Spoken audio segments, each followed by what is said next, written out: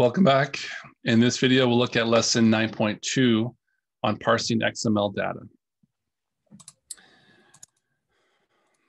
The objective is that students will parse XML formatted data with XPath syntax. Okay, so XML stands for Extensible Markup Language. It's a markup language for modifying or formatting data to be read by computers, not humans, and to humans to some extent, but it's meant to be read by computers. You package up some data into an XML format, you send it to another computer, another person in their computer parses it out so they can read it. Simple example here. Let's take a look at a simple example. Before we even look at that XML example, let's just back up and look at HTML. So here's byu.edu. Here is the source code, the HTML source code that renders byu.edu, right? This is HTML code. And I'm not sure if you've seen this or not, but HTML code, right, has angled brackets here. And the thing with HTML code is you have a beginning tag and you have a closing tag. So here we have an HTML tag to start this document, and I bet we have one at the bottom. Yep, there's the corresponding closing tag. And the difference between them is we have a forward slash right before the HTML here. This is the closing tag that corresponds to this opening tag. So the whole HTML document is within those two tags. Anyway, so the point here I'm trying to get across is that with HTML, you have angled brackets and you have a beginning, an opening tag, and a closing tag, right? So somewhere in here we have forward slash head. Why am I not getting? Oh, I see why I'm not getting. So there is the closing head tag of that opening one we saw up there. Here's the beginning body tag, and I bet the closing body tag is way at the bottom of this script. Anyway, I'm not sure where it is, but the point is that we have angle brackets, beginning or opening tags and closing tags, right? So that's how HTML works. XML is somewhat similar, but different. So let's take a look here. Let me jump to an example, very simple example. Okay, so we have an HTML document here. We have an opening note tag there. We have a closing note tag there. So these two go together. The opening, right, is corresponds to this closing one here. And then here we have to trove, and we have an opening to and a closing to tag, right? And we have from Janny, opening and closing tags. Once again, you can recognize the closing tag because it has that forward slash right here, right before the same label, same tag as the opening. Heading, reminder, closing tag. Body of this note is right here. Here are the opening, closing tags. So that's the main structure. That's the structure of an HTML tag, is you have opening and closing tags that correspond to each other, and they're between angle brackets so that the computer can recognize, okay, now I see a to starting, all the stuff in here is to, now here is where the to ends. Here's the body, I have a body, and here's all the message in the body, and this is where the body ends. So that's how XML files work. Let's look at this one here. What do we see here? Breakfast menu is the root tag, the like highest level of this hierarchy. We have food is this tag, and here's the closing tag of it. Within food, we have what, 4 other tags: name, price, description, and calories, each with their corresponding closing tag. Okay. And looks like the breakfast menu tag has 1, 2, 3, 4, 5 food tags or elements, food elements, right? Each with their 4 children elements. Okay. And here's one with attributes. You can have attributes within HTML tags. Let me show you here. So we can have XML tag, like HTML tags actually, with an attribute. This is an attribute, and this is the value of that attribute. So we have a person opening tag, and here's an attribute, and here's the value of that attribute. Okay, you can use double or single quotes as needed. So that's a quick rundown of what 8 XML looks like. If you've never seen it, perhaps stop and click on the links here in my lesson plan to just really understand the basics of it, starting with this most basic one here of this very simple XML document. Okay, now XPath is a mini programming language, a mini language, much like regular expressions. Do you remember regular expressions, right? We've used them a lot. In lesson 3.1 of this semester, we looked at regular expressions. And within regular expressions, you have certain syntax that does certain things. Like I need to find any character, or I need to find a word boundary, and then any alphanumeric character one or more times, and then I need to find a word boundary, that type of thing. Where within regexes, we had certain syntax, like certain characters mean certain things. Somewhat similarly with XPath, we can look in the document object model, which is like the structure of an XML document or an HTML document as well, with certain syntax, with certain combination of characters. All right, so XPath allows users to extract certain data from an XML or HTML document with specialized syntax. There's a great tutorial here on w3schools.com. What is XPath and what is XML here? What is XPath? I encourage you to look through this, take some time, 10 minutes or so, just kind of click through, skim/read through what it's trying to show you here. Here's an example of an XML document. They often start with that XML tag there. Bookstore, here's a book. Within the bookstore, there's an attribute of category cooking. Here is an element title within the larger element of book, which is within the larger element of bookstore, right? And this title has a LING attribute with an EN value, everyday Italian. Here's the closing title tag, author there, year, opening, closing tags on these years, right? Here's J.K. Rowling, Harry Potter, which one of 7, right? That's what I asked too. Anyway, so that's how it's organized. There's this structure, this hierarchical structure, right? You have like the root tag, which is like the top level tag, bookstore. Then you have like children and children of children and children of children of children, right? You have like descendant tags within this hierarchy, right? So book is a child of bookstore, and title is a child of book, which again is a child of bookstore. Okay. There's a cheat sheet there if you like to look at it. Honestly, I like the w3schools.com one a little bit better than what I just showed you a second ago. So here's some basic usage, and I'll just bring up this little list on this tutorial. Right, they have some good explanations of what things are happening. So I pulled some of these into the lesson plan here. So here with the / tag name, this selects breakfast_menu if it's the root element, like the top level element of this HTML document. This one / breakfast_menu / food selects all food elements that are children of the root element breakfast menu. Okay, that's when you're using single slashes right here. If you use a double slash here, / food selects all food elements anywhere on the document. Doesn't care whether if it's a child or a parent of anything else, it just says, give me all the food elements, wherever they are. And this selects all the price elements of the food element, any food element anywhere on the text, on the document. Okay, so all price elements that are children of food elements. And then this gives me all price elements that are children of food elements anywhere on the document, but the price element should have an attribute of range. So that @ sign right there is a special XPath syntax thing, a little character. It means attribute. I need this element if it has this attribute. So it's actually 2 things here. The square bracket and the @ sign and the closing square bracket is how you specify, I need price elements that are children of food elements anywhere on the document, but those price elements have to have the attribute range. Okay. And then this is very similar, but you want the value of that attribute range to be cheap.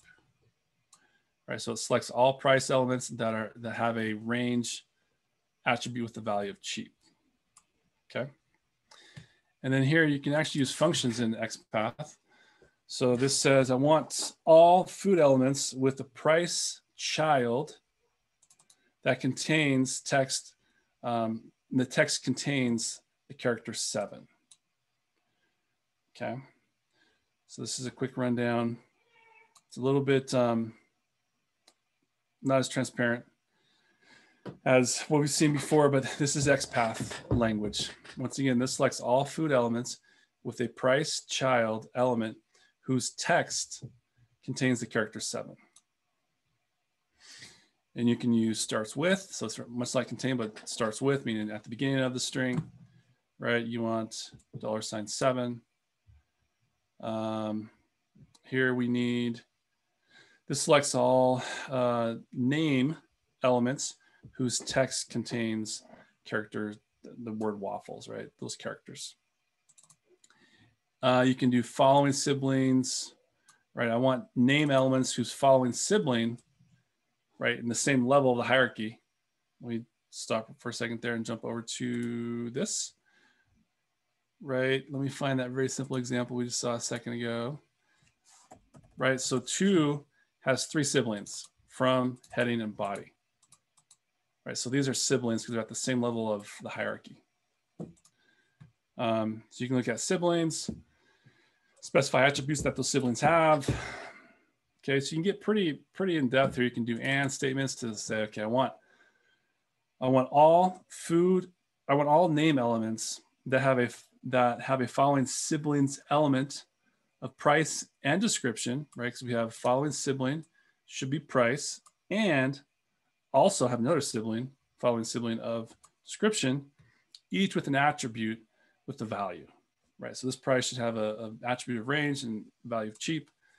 And this description should have an attribute of summary and a value of delicious. So just to kind of summarize here, this is a lot of stuff I just threw out here in a few minutes here.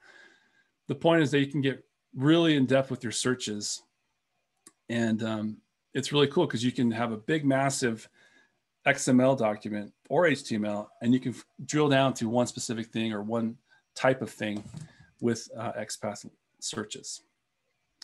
The basic logic is this. This is the code / logic here. First, you import the eTree function from the LXML module. Then you call that eTree function.parse, which is a method on that object. It's really an object. And then the pathway to the XML file here. And then on that tree object, you call the XPath method. You pass in XPath. This is where you pass in this type of syntax for whatever you want to get into there. And then you save it to some variable. We'll call it nodes here. And then you loop over the nodes with a variable of your choice. And then within that for loop, you're going to loop over the iter text right here. So I'm calling i.iterText. I use the variable name I right there.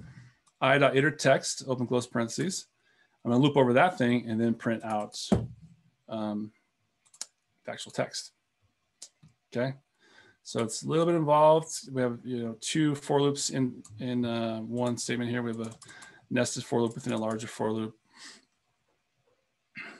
Okay, but this package, this module with this object does the work. We just pass in our file name, our pathway to the file, and our XPath. Okay, so let's take a look here. You're going to download from the CMS an XML file from the British National Corpus, which is a collection of British English. And I put up one XML file labeled ahs.xml. It's available in the CMS. And so I've done so, and here it is. If I look at it with just a basic text editor, it opens up and looks like this, which is kind of hard to read, right? Here's the opening root tag, which is BNC doc. Here's a TEI header thing tag. Here's a file description, title statement. Here's a title tag, and here's the closing title tag. You know, it's kind of messy to read because it's not parsed out into like a pretty print thing. It's not like parsed out for humans to enjoy reading this. So what you can do is you can open this up in a browser. So I'll just drag this onto my Brave browser, and it kind of makes it prettier. It pretty prints it so that it's easier for humans to read. So you can see the structure, the hierarchical structure here, right? Here's the tag, here's the closing tag.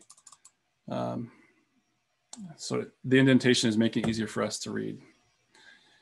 You can see the structure, and what I want to get down to is the actual like text of this document. This XML document has text, and here's the head of the XML, and here we have an S tag with an attribute of n equals 1. Here's the corresponding closing S tag. So S stands for sentence. Each sentence has a combination of W and C tags. W stands for word, and C stands for punctuation.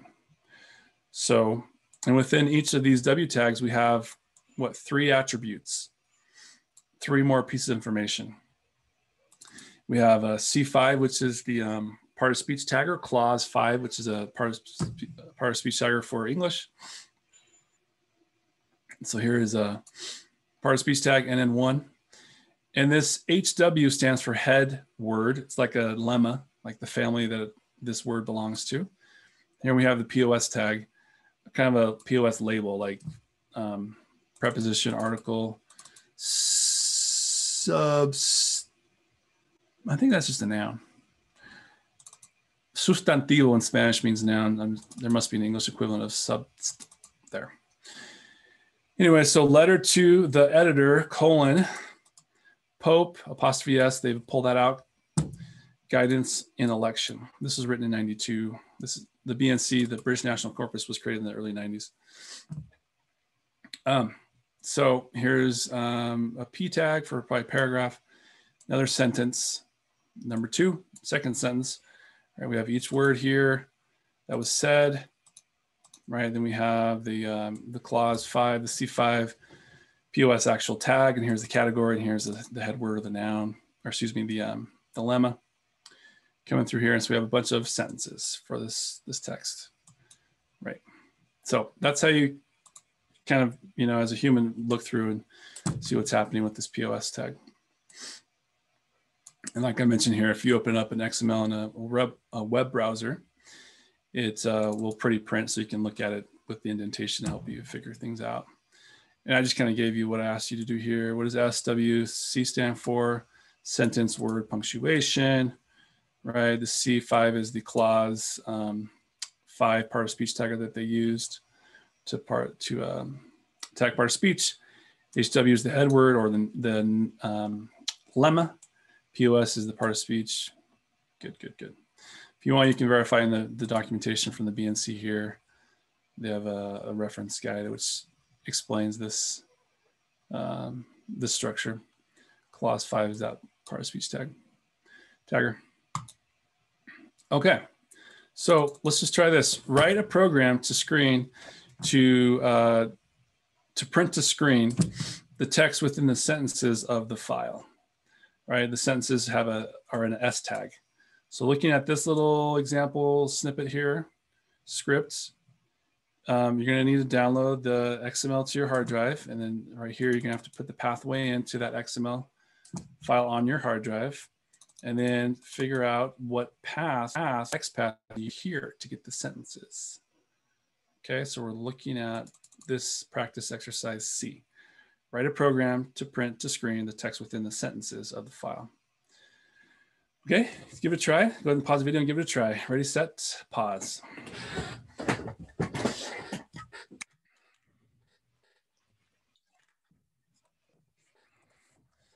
All right, let's take a look at how we could do that.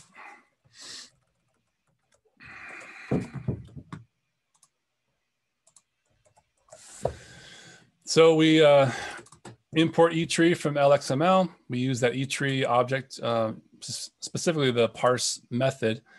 We give the pathway on your computer. In this case, this is my computer. where that XML file is. We save it to a variable. I'll call it tree. Then we use tree. We use the XPath method on that object. And I'm going to look for any sentence anywhere. So the double, let me zoom in a bit. The double / right there on line 4 says anywhere in the document, I want to find an S tag. Okay. Doesn't matter what it's, whether it's a child of something or, a parent of something, it doesn't really matter. Anywhere in the document, find me an S tag. That's what the double sign or the double / means. Save it to a variable name right there, nodes. And then we're going to loop over nodes. And within each node, we're going to loop over each node, or in the iter text method of each node, and we'll print that out. So let's just run this script and see what happens. Okay, so just print out every sentence. Looking at my console, I'm just going through here. Letter to the editor, popes, guidance in elections. Sir, can I, as a Catholic, following the guidance of Pope John Paul II, vote for the Labor Party manifesto? ? I'm reading down here in the console. Anyway, so that's how you can do it. If you like to take a look at that, make it run on your end, there is the code that does that, where it prints out to the screen all text in S tags sentences. Okay, let's keep rolling with some more. Let's keep ramping it up. Here we go. Modify your script so that the words are printed horizontally rather than on vertical lines. This is real quick. I'm not going to stop to give you time. You simply need to add the end equals parameter to the print statement. Pretty straightforward. Let me just go right here on print on line 7. You're going to say end equals, and then we'll put a space. Rerun the script, hit it. There we go. Now we have spaces between all of those words and punctuation there. Let me just double check that's what I say here. All right, I get a little more detail in the solution file. Let me just grab the solution file there. A little more in depth to make it look nicer, but it's the same idea. Let me just do like that, boom, boom. And each sentence is being printed out on its own line. So what we do here is, rather than print out a space at the end of each thing we print, we do nothing for each node. And then we're done with the current node, we print out a new line break, which is why we have these breaks in here. That's it. And then I just count up the number of nodes down there. So I say, oh, there's 17 hits on sentences. So this could be sentences, right? Because that's what we're searching for there, is sentences on line 5. So on line 10, we could say hits, or say sentences rather than hits. If you have to stop the video and look at that, you can do so, or look at my solution file. Okay, modify your script to print to screen all unmarked adjectives. All unmarked adjectives. So to do that, you're gonna have to figure out what the unmarked adjective POS tag is. And so look at the clause 5 tag set here. Let's take a look. And if you just search for adjective on this page, I'm just gonna search for adjective right there. There it is. So let me zoom in quite a bit here. So unmarked adjectives are AJ, that is a 0. Not a capital O, that's a 0. You can see that it's taller than a capital O would be. Let me just find a capital O for you real quick. If there is a capital O in this, there's a capital O right there. You can see how that capital O is wider than this very thin 0. So there's the part of speech tag. See if you can do this little exercise where you modify your script to print out to the screen all the unmarked adjectives. Okay, ready, set, give it a try. Welcome back. Let's take a look here.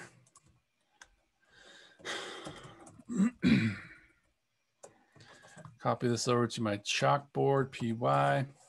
Let's just look through the script here real quick. So the only thing that really changed here was my XPath on line 4, right? So I say here, I want to get sentences anywhere, but within the sentences, I actually want the words, not the punctuation. But within the words, I actually want to find an attribute of C5, and the value of those attributes should be AJ0. Okay, so let me back up here for a second and show you again what we saw with trying to find where I opened it up way over here. Okay, so I'm looking at this in the web browser, so it pretty prints, so it does the indentation.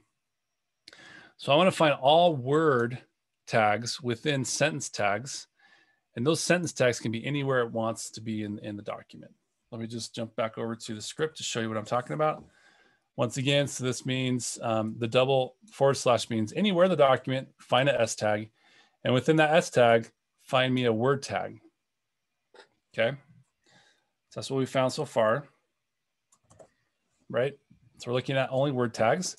And then once again, these are called attributes, right? After the tag, but within the angled brackets, we want to find attributes.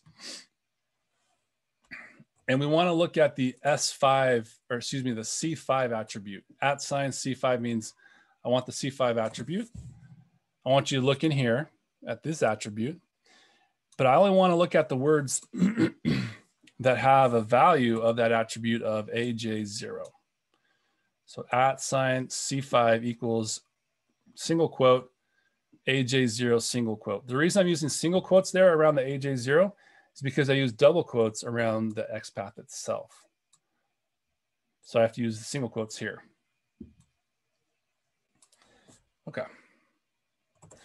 So then it goes through and it does the same stuff we've seen before. I'll just let all the rest of that go. So the only thing that changed here was line 5, line 4, and specifically the XPath that we pass in right there. So I'll run the script and see what happens. And let's see if we have a bunch of adjectives: pro-life, essential, abortion, facet. I'm not sure what that word is. Old, unborn, innocent. These are all adjectives. Yep. Important, personal, Scottish. Yep. These are all adjectives. So that worked. Okay. If you'd like to pause the video, make that work on your end, I encourage you to do so. Really look at that XPath on line 4. That's what changed. Okay. Let's try some more here. Modify your script to print to screen all the unmarked adjectives that are followed by a common singular noun anywhere in the sentence. Okay, so we're gonna have to use the following sibling XPath function. All right, so pause the video and see if you can figure that out. Modify your script to print to screen all the unmarked adjectives like we just did that are followed by a common singular noun anywhere in the sentence. Ready, set, pause.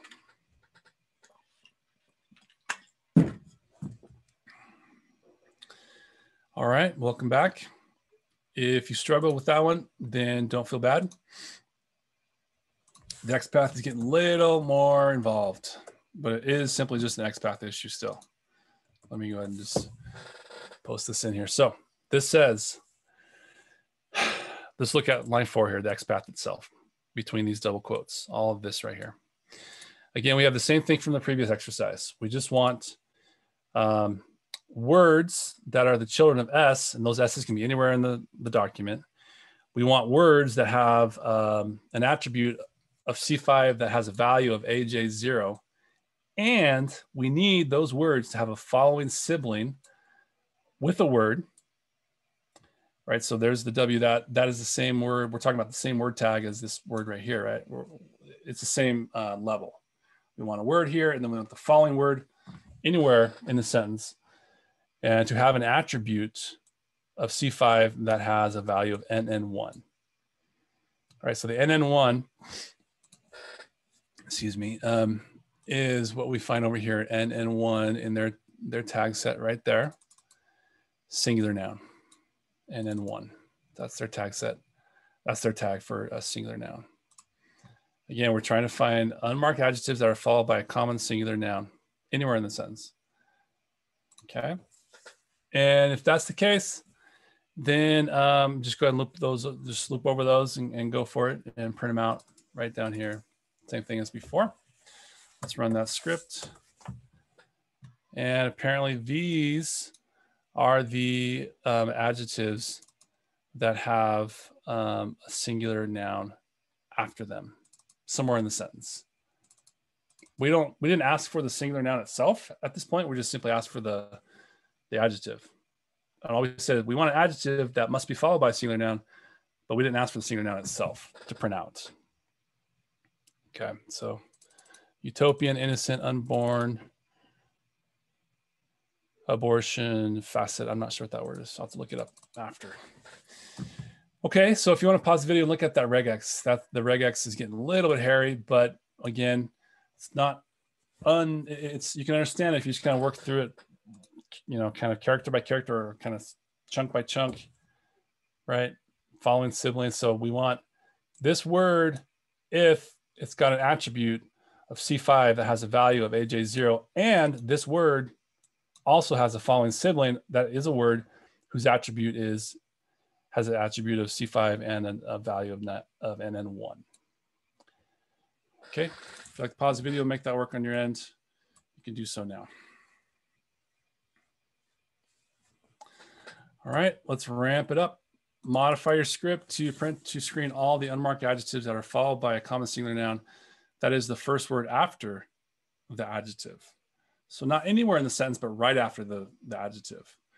Right, so the previous one said, give me an adjective that's followed by a noun somewhere in the sentence, even if it's not right after it. Now we're saying we want that noun to be right next to that adjective. Okay, see if you can do that. Google XPath following sibling or something like that and see if you can get this working. Ready, set, give it a shot.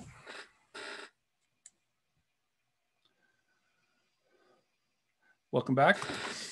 Let's take a look here at how I approach this one here.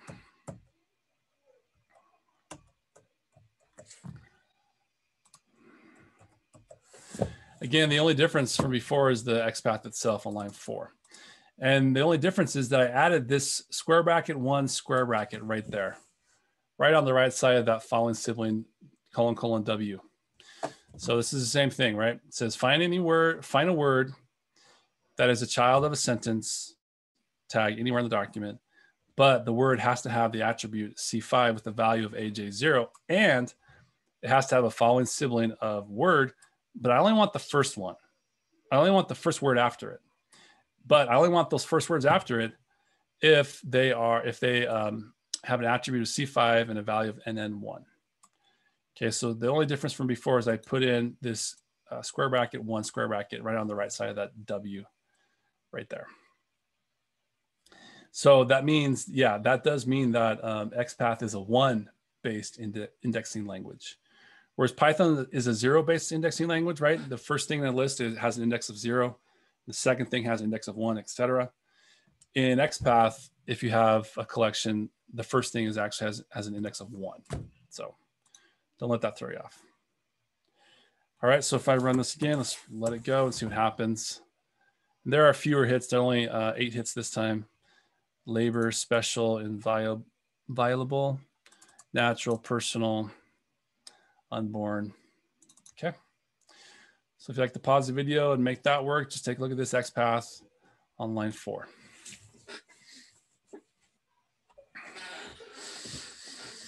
Okay, let's try something else. Modify your script to print to screen any adjective followed by any noun that is the first word after the adjective. Okay, this gets at the part of speech tag. Okay, so pause the video and see if you can figure out what part of speech you'll need at this point. You'll need to change your regex on your part of speech. Change your XPath to get at any adjective, not just unmarked adjectives, followed by any noun. So what I'm talking about here, right? We have these adjectives. We have unmarked, comparative, superlative, right? Jumping down to the nouns, we have noun 0 is neutral for number, noun 1 is singular, noun 2 is plural. We have noun P, right? So see if you can get any adjective followed by any noun. That's right after it. All right, give it a shot.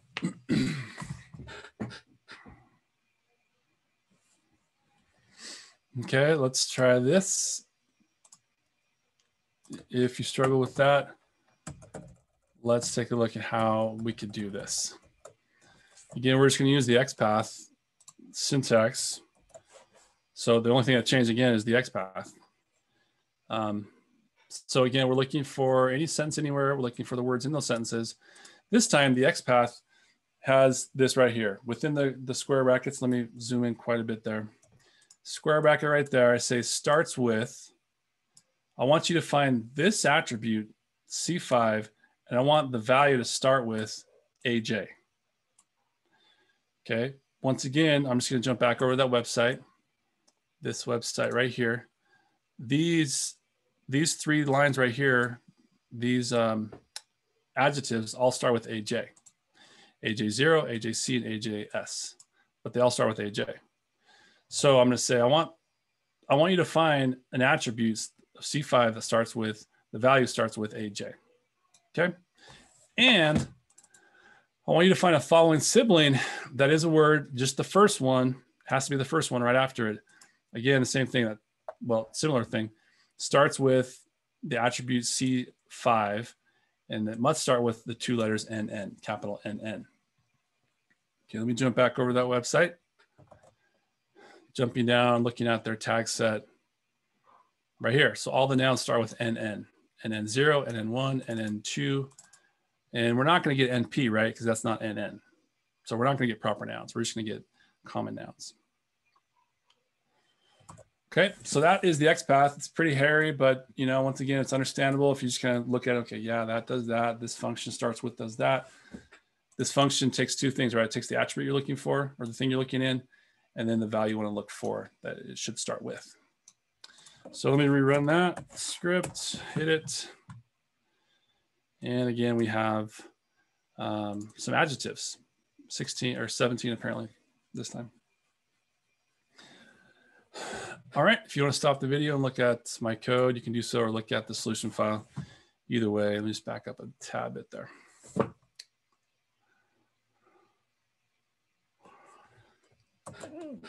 Excuse me. All right, let's do the last one here. Modify your script to print to screen all the text and sentences with an adjective followed by any noun that is the first after the adjective. I think we did that. Let me just see how we're different here.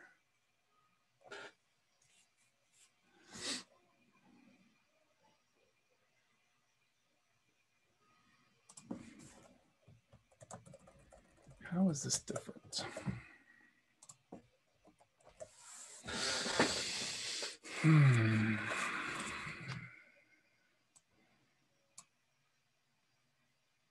Okay. Oh, yeah. So in this case, we are, so we're printing the text, printing all the text in the sentences. Now we're actually looking at sentences. We're finally getting to like where we can actually see the context of the whole sentence. So modify your script to print to screen all the text and sentences with any adjective followed by any noun that is the first noun after the adjective. Okay. So this is what happens. So here you can see that there's a subtle difference here. It's kind of hard to spot. But the difference here is that rather than a / between the S and the W, we have another square bracket and then a corresponding closing square bracket out here. So we're saying, hey, we want any sentence.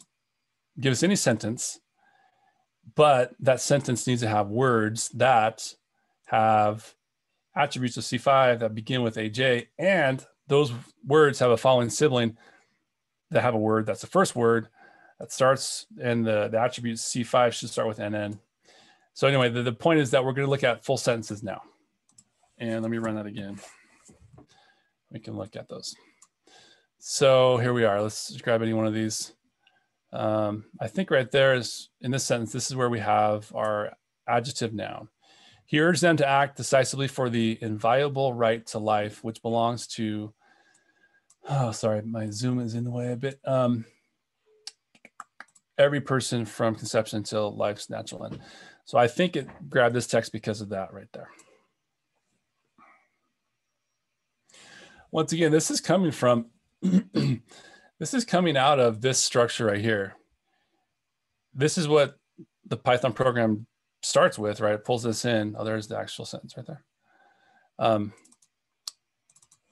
so it's starting with this structure and it's using this information, these attributes, right? So here it found AJ in this word, the C file attribute, and it found the following sibling, the first one, word, right? C5NN, and then it just prints out all the text in that sentence.